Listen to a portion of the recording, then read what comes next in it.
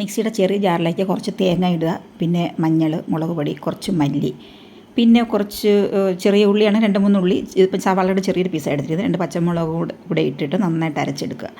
എന്നിട്ട് ഒരു ചട്ടിയിലേക്ക് ഒഴിച്ചു കൊടുത്തിട്ട് പുളിയും കൂടെ പിഴിഞ്ഞൊഴിച്ചെടുക്കുക. പിന്നെ ആവശ്യമുള്ള വെള്ളം ഒഴിച്ചിട്ട് ഉപ്പിടുക, കറിവേപ്പില ഇടുക, പിന്നെ ഒരു തക്കാളി, ഇത്രയും കൂടി ഇട്ടിട്ട് തിളപ്പിക്കാൻ വയ്ക്കാം. ഇതെന്തിനാണെന്നല്ലേ, മീൻകറിയാട്ടോ. മീൻകറിയുടെ പല പല വീഡിയോകൾ ഇട്ടിട്ടുണ്ട്. ഈ സൈസും ഇട്ടിട്ടുണ്ടെന്നാണ് എനിക്ക് തോന്നുന്നത്, എനിക്കറിയില്ല, ഓർമ്മയില്ല, കുറേ വീഡിയോ ഇട്ടിട്ടുണ്ടല്ലോ. പിന്നെ എല്ലാം കൂടെ വെച്ചിട്ട് നന്നായിട്ട് തിളപ്പിച്ചിടുക. തിളച്ച് വരുമ്പോൾ കുറച്ച് ഉലുവപ്പൊടി ഇട്ട് കൊടുക്കുക. ഉലുവപ്പൊടിയും കൂടി ഇട്ട് നന്നായിട്ട് തിളപ്പിച്ചതിന് ശേഷം മീൻ ഇട്ട് കൊടുക്കാം. ഇപ്പം എൻ്റെ കയ്യിൽ എളുപ്പം ഉള്ളത് കാരലാണ് മീൻ. ഇപ്പോൾ ഓരോ നാട്ടിലും ഓരോ പേരായിരിക്കും പറയുന്നത്. അപ്പം ഞങ്ങളിപ്പോൾ കാരലെന്നാണ് പറയുന്നത്, നിങ്ങളൊക്കെ എന്തൊക്കെയാണെന്ന് എനിക്കറിയത്തില്ല പറയുന്നത്. അപ്പോൾ ഇതും കൂടെ ഇട്ടിട്ട് നന്നായിട്ട് വേവിച്ചെടുക്കാം. മീൻ ഇട്ട് കഴിഞ്ഞാൽ ഒരുപാട് ഇട്ട് തിളപ്പിക്കണം. അതുകൊണ്ടാണ് മീൻ ഇടുന്നതിന് മുമ്പേ തിളപ്പിച്ചൊന്നും എടുക്കുന്നത്. എന്നിട്ട് കറിവേപ്പില കുറച്ചുകൂടി ഇട്ട് കൊടുക്കുക. മീൻ ഇട്ടോടെ ഞാൻ ഒന്ന് ഇളക്കി കൊടുക്കുന്നതിന് കുഴപ്പമൊന്നുമില്ല. അത് കഴിഞ്ഞിട്ട് ഒരുപാട് ഇട്ട് കുത്തി ഇളക്കാത്തതാണ് നല്ലത്, മീൻ പൊടിഞ്ഞു പോകും. അപ്പം ഞാൻ ചോറ് കഴിച്ചോട്ടെ. അപ്പം പ്രത്യേകിച്ച് വേറെ കറികളൊന്നുമില്ല, ഈ മീൻ കറിയും പിന്നെ ഒരു തോരനും പയറും പിന്നെ ഒരു അച്ചാറും ഇത്രയേ ഉണ്ടായിരുന്നുള്ളൂ.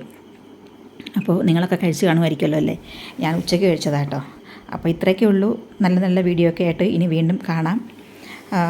നല്ല വീഡിയോ ഒക്കെ എടുത്ത് വെച്ചിട്ടുണ്ട്. അത് എഡിറ്റ് ചെയ്ത് ഇടേണ്ട ഒരു താമസമേ ഉള്ളൂ, പറയുന്നതൊക്കെ തെറ്റിപ്പോവുക കേട്ടോ. അപ്പോൾ ഞാനത് കഴിച്ചിട്ട് വരാം. ബൈ, വീണ്ടും കാണാം. Okay, see U.